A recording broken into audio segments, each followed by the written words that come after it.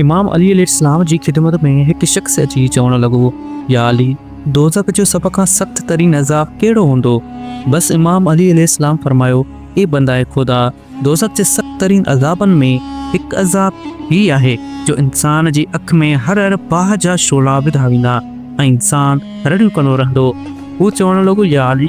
बाह जा शोला अखियुनि में छो विधा वेंदा? ॻाल्हि जॾहिं इस ताईं पहुती त इमाम अली अलैहिस्सलाम फरमायो, ए बंदाए खुदा, मूं अल्लाह जे रसूल खां ॿुधो जेको इंसान ज़िंदगी में नामोहरम खे लज़्ज़त जी निगाह सां ॾिसे थो,